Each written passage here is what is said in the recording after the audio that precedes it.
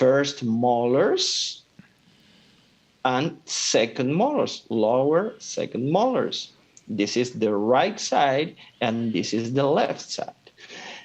And if we look, if we take a close look at this panoramic X-ray, we can see that this person do not have first premolars. Those first premolars were extracted because of orthodontics, because it was not enough room for all the teeth. We can see that, of course, we have a crown here. If we have a crown, it means that previously we had a cavity. And for example, if we look at these two crowns there, which are the first molars, those first molars are talking about recognition. In the left side is recognition for who you are, and in the right side is recognition for what you do. And the first impact, the first step, the first look at the recognition you have in your life is through what we call the father function. Your father function, it's the one who gives your surname, that gives your lineage, that recognizes you. And your father function is the one who should be proud of what you are doing. Is when you change, according to young archetypes, when you pass from the warrior to the knight. The knight is the one who has the sword in his hand. So in this panoramic X-ray, because that person has crowns in those first molars, we know that there's a lack of recognition. There's a history in the past of lack of recognition. Identity in the left side and what you do in the right side. So it creates in the life of that person always wanting always to do things to be recognized, because recognition is an issue. And of course, if we keep looking at this panoramic X-ray, we can see as well that we have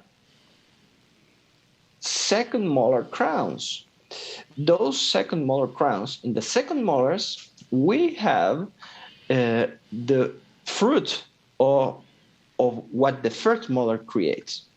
Here, in the first molar, there's the recognition. In here is what we call the ingratus. Ingratus is a history on the transgenerational tree of this person, or in the personal life of this person. We have to talk with that person to understand that there was the day when this person came into the life of their parents was not good. Maybe because they didn't have money, or they didn't want her, or whatever. But the timing of arrival into this world was not good. So it creates a devaluation in that person, because it's like you are this person is like I don't know how to say that in English, but it is a problem in the life of their parents. In the right side, in the second molar of the right side, we can see the fruit or what you get of what you do. It is, if you are a hunter, what you have in the second molar is the prey. So here we can see that this person, it's always wanting to catch that prey. It's the molar that indicates that this person has is always very perfectionist. It's this kind of people who has crowns in these molars are people very perfectionist. And if we look again at the panel, the lack of let's share the screen again. The lack of those premolars that we do not have, the lack of these premolars here, those premolars, the first premolars that were the ones who were removed, are the premolars of all the 4 ways of love that we can live in our childhood. The 4 ways of love: in the upper right, dad's love; in the upper left, mom's love; in the lower left, we have the partner's love. I was going to say couple, but it's partner love. And in the lower right is your friendship, the love of brothers and from the group. So if you have this extracted, you will have to, you have the reactional instinct of always be looking for love, for those kinds of love. Are people who love is never enough. It's always looking for new ways of love, because there's something that it's missing. It's symbolically missing. And if we look at the panel again, we can see that there are no wisdom tooth. We don't know here in this panel if those wisdom tooth were extracted or if they were agenetically missing, if they were not formed. If they were not formed, it indicates in the past, in the transgenerational tree of that person, a very deep history of misery, a history of not having enough for living. In the transgenerational tree, what makes this, creates a reactional instinct of always trying to take care of what you have. There are people who always want to have a plan, to have things, to be sure that I can survive. It's amazing how this can create a relational instinct. But there's a very strong history here. If we look at the second molars, in the upper second molars, those kind of roots indicates a program of sterility, of not wanting to have childs. This sterility can be psychological, not wanting to have childs, or biological. There are we have to check which one of those is the most important in the life of that person. But there's the program of sterility, which is many times linked to shame. In the transgenerational tree, the shame is all a chapter of many psychological things that can happen. But we have another clue here that can give us the what we want to understand. If we look at the roots of those centrals, lower incisors, we look that they are all going to the same point. It means a lack of protection. There's a history of a lack of protection. So if we do not have, for example, a young lady is pregnant and do not have the protection, for example, of a husband or somebody, many times the solution is the is the abortion. I don't know if Or the if this is miscarriage in English. Yes, the miscarriage, Yes. the miscarriage. So there's this history in the life of that person or in the transgenerational tree of the lack of protection, the lack of protection that it's very, very strong, because those you're annulating, you are not passing through one of the steps that the biological unit has to go, which is born, grow, reproduction, and death. Our biology can increase or take out any of those four steps. For example, a cell who does not die, it's cancer. Okay, so in this case, we are blocking, which is what is reproduction, for example. And here there's a hidden history, and this is remarkable, a hidden history here in the form of the roots of the second molars.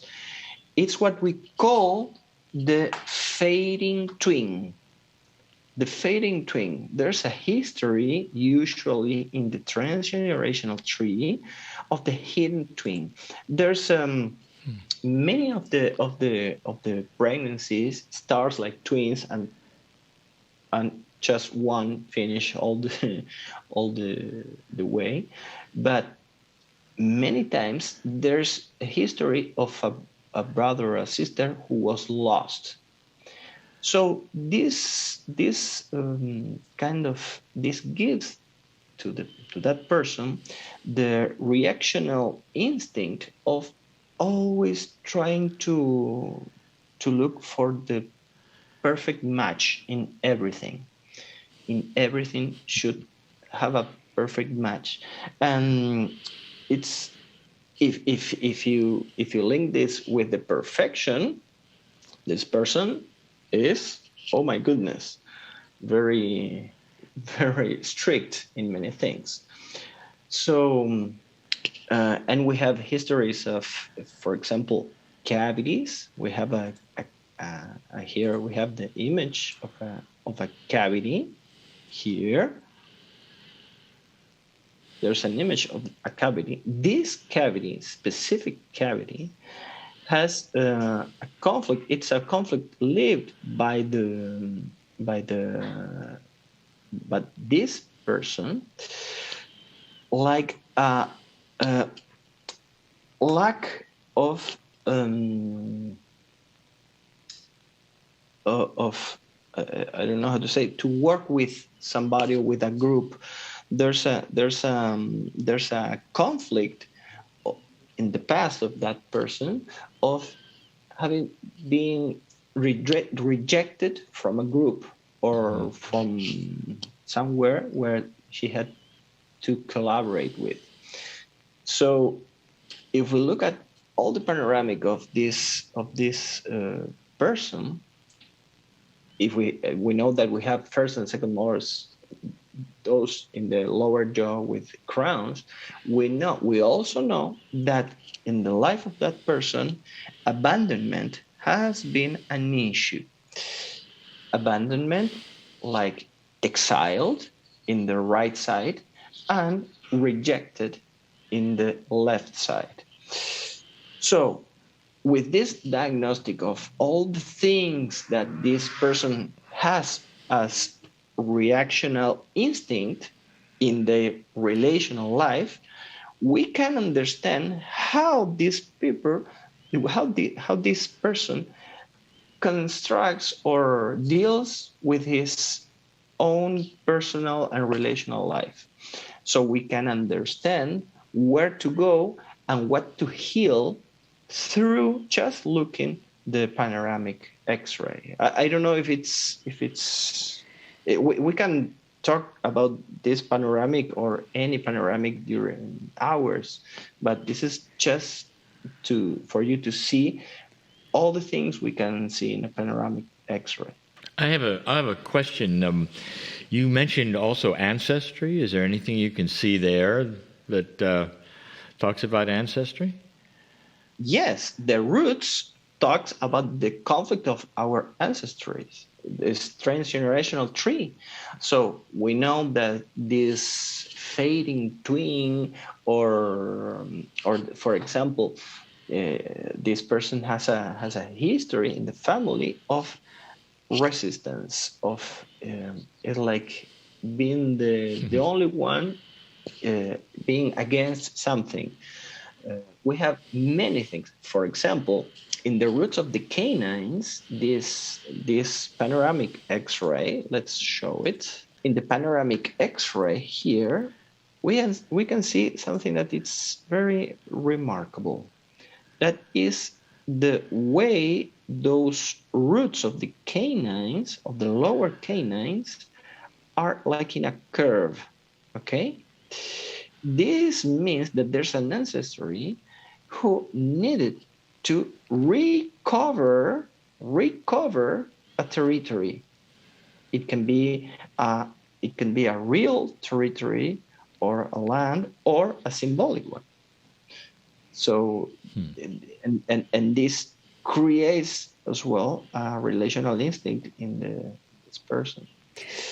Here is the root that shows resistance. Okay. So we can see many things here. This is amazing. And then the next step is, how do we then use that information to do healing for the person that carries both transgenerational issues and active conflicts? How do they bridge that knowledge to then heal and move forward in life? Through the change of perception, because everything that's there is the history of the suffering of an ego, because we can't see what really happened. The only thing we see is how this person, or the ancestry, or the transgenerational tree, lived those sufferings, which was the perspective they have. So you cannot change the past, but you can change the perspective of that particular event. So once we understand what's happening through the panoramic X-ray or looking at teeth, we can go to the past and change the perspective of that person, of those things. And if you change your perspective, you change the way you see your life, the world, and the universe. How beautiful. And you have just finished doing the study of neuroscience. What insights has that given you now between the teeth and the brain that you didn't have before? Well, the strong connection that is not magical. It's not just magic. We understand that the connection, the electromagnetic connection, is real. And what happens when you make an alteration of the electromagnetic field that generates each teeth in that particular place where it's located. So when, for example, when you lose one tooth, it is synchronical. It is not because of an accident. The accident is the synchronicity that create this event. And for example, if the relation with my father hurts me a lot, it's very probable that I can lose my lateral incisor, my upper right lateral incisor, because it means it hurts to me. So hurt means death for our brain.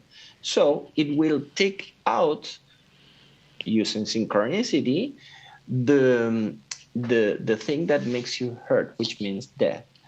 So if you are still in conflict with your father, for example, in the relation with your father, and you put, for example, an implant in that place and the conflict is still active, you have a very high possibilities of losing that implant, or having an infection or a problem with this surgery of this implant.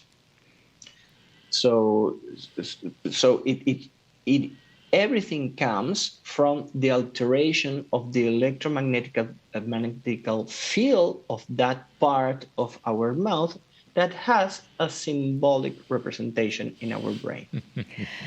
It's so fascinating, isn't it, Lee? There's so much more, too. Everything is so connected. And Yeah. so the teeth and brain relationship is fascinating. And the teeth are crystals. That was new to me as well. So, yeah. So Oh my gosh. I know, Fabian, that you are going to be offering some online training modules for people to discover more about dental decoding.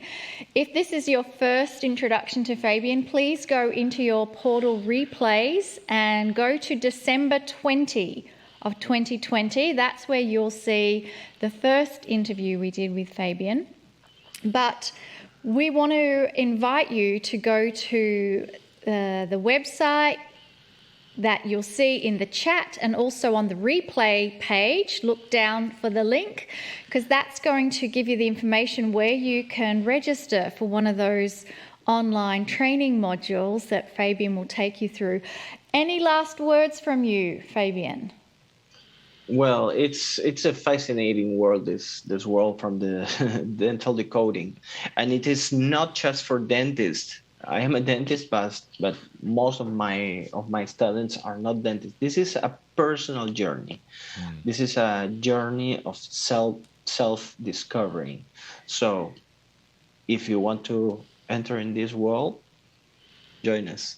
Wonderful. We'll be happy. And thank you for having me here. It's an honor to be here in this beautiful program with you. Beautiful. And of course, Fabian also does consultations as well. So if you are wanting to have a consultation, I would strongly recommend doing that for your own personal discovery, and then you'll be able to change your perception on everything, I'm sure of it. Yes. So thank you again, and we're going to take a 10-minute break, and we'll see you back here for the Circle of 12.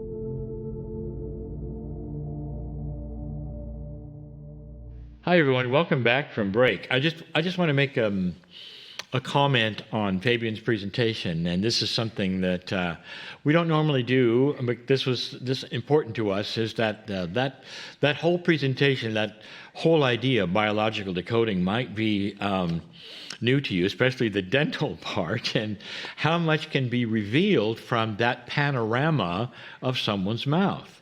Now, what we didn't tell you, and what we're going to tell you now, is we gave Fabian that panel, and he interpreted it, and we know who it is. And so not going to mention... And not that we know who it is. What the point is that it was very accurate. Extremely accurate. The reading. And even into the ancestry. Yeah. Because we know about that person's ancestry and what happened.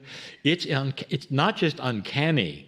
There really truly is a mouth-brain connection in development and ancestry. So this is it's